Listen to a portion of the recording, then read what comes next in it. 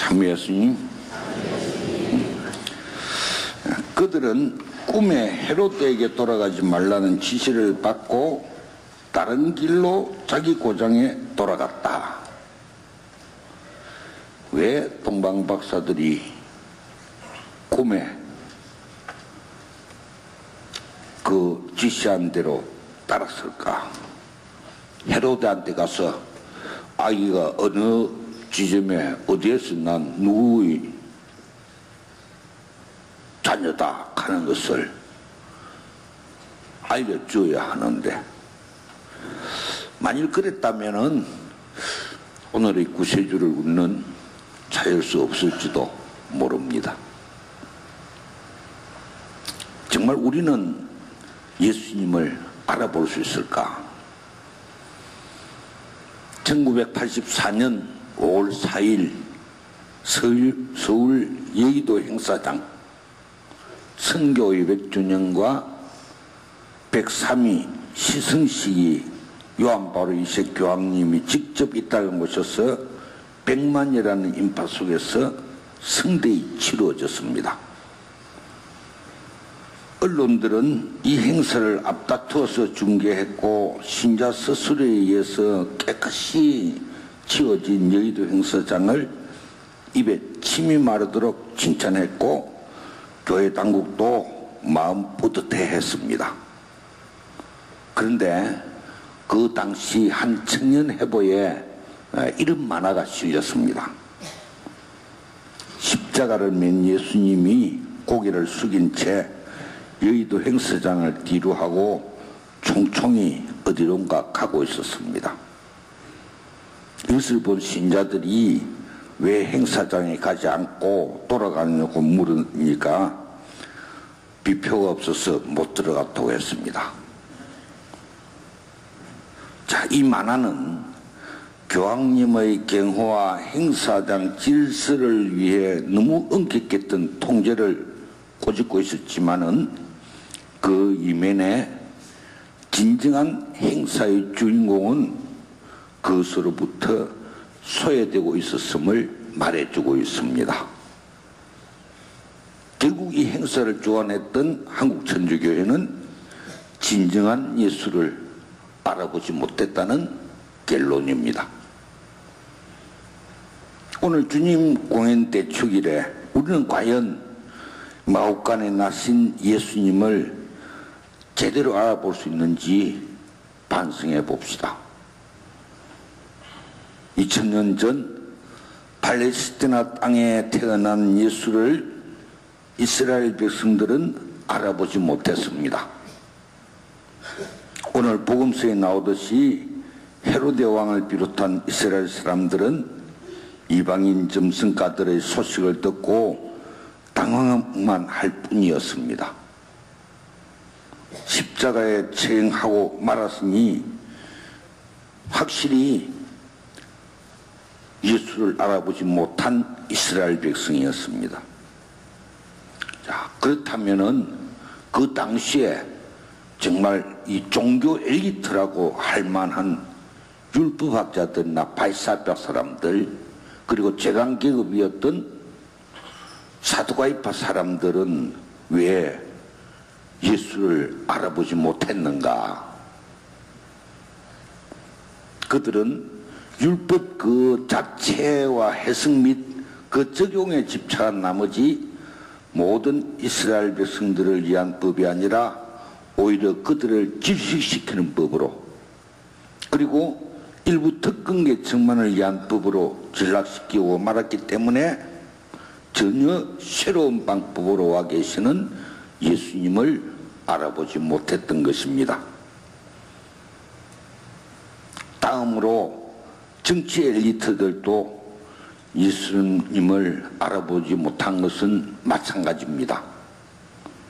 그들은 자신들의 기득권을 유지하기 위해서는 지금의 현 체제를 유지하는 것이 최상이고, 좀 더 진보적이고 핵심적인 것은 위험한 일이므로 어떤 변화가 올 때 그들의 권력을 보장받을 수 없다고 본 것입니다. 이것은 오늘날 우리 사회의 보수적 사람들이 가진 사고방식과 흡사라고 볼 것입니다. 오늘 복음서에 등장하는 헤로데가 그 대표적인 예입니다. 정권 유지에 꼴물한 나머지 외국인 점성가들이 전하는 새로운 왕의 탄생을 자기에 대한 위협으로 해석하고 아기들을 모두 죽이라고 해석합니다. 그렇다면은 그 반대편에 서서 이스라엘의 독립을 위해 몸바쳐 싸우던 그 열혈당원들은 왜 예수님을 알아보지 못했는가? 그들 역시 다른 차원이긴 하지만은 현실적인 그들의 필요에 의해서 예수를 재단하고 평가했던 것입니다. 그들에게는 우선적으로 이스라엘의 독립이 최대 과제였고 그것을 기준으로 모든 것을 평가했던 것입니다. 그러니 그들과는 전혀 다른 의미의 해방을 외치는 예수가 오히려 그들에게 걸림돌이 될 수밖에 없었던 것입니다. 이런 것은 오늘날 운동권이나 극보수주의, 극진보주의자들의 활동들을 보면은 쉽게 이해가 될 것입니다. 그들은 인간적인 한계를 넘어서서 오로지 목적 달성에 골몰해 있기 때문입니다. 자, 마지막으로 이러한 사정은 일반 이스라엘 백성들한테도 마찬가지였습니다. 목구멍이 포도청이라 현실적으로 절박하게 요구되는 빵과 알락 등 그들의 욕구를 예수가 채워줄 수 없다는 사실을 확인하자 그들은 미련 없이 예수를 버렸습니다.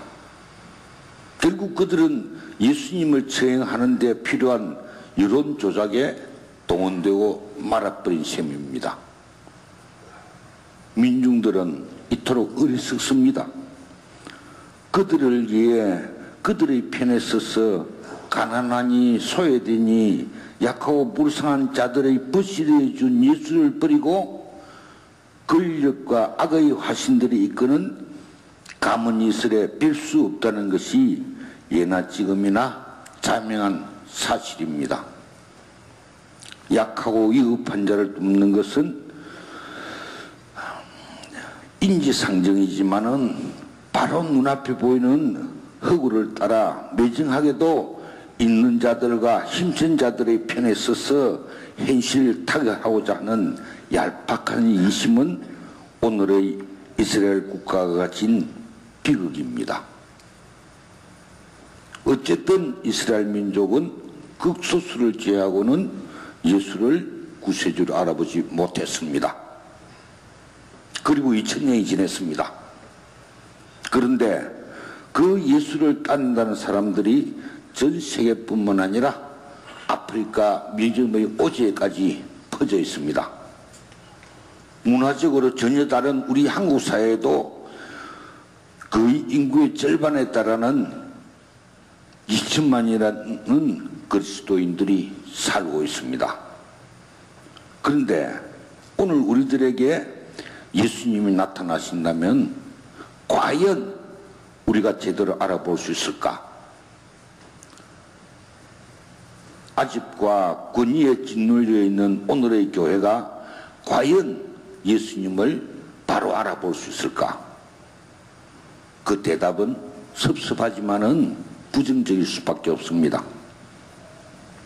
아직도 우리 교회 안에는 자신의 종교를 절대화하려는 세력들이 남아 있습니다. 아직도 교회법과 교도권은 그 옛날의 이스라엘의 율법이나 다름이 없는 상태입니다. 교회 안에서 창조적인 상상력과 발전적인 의견들도 종교적 권위의 유지를 위해서는 무시되기 일쑤입니다. 여기에 익숙해진 평신도들 무력감에 빠져있고 결국 남은 자들은 노인들과 분위자들로 수두룩한 교회가 되어버리고 말았습니다. 사정이 이럴진데 미세한 예수가 지금 이 자리에 나타난들 제대로 알아볼 수 있겠는가 말입니다. 이스라엘 백성들은 구세주를 찾지 못했지만 동방 박사들은 구세주를 찾아뵙고 땅에 엎드려 절을 하고 예물을 바쳤습니다. 신앙의 해를 지내면서 현재의 교세 통계에 이념해서 엉뚱한 방향으로 고민하고 있는 우리 교회가 아닌지 다시 한번 반성해 봐야 될 때입니다. 그리고 지금이라 진정 우리는 약한 자들 가운데, 외롭고 가난한 이들 가운데 예수님의 그 모습을 찾는 사람들이 되어야 될 것입니다. 아멘.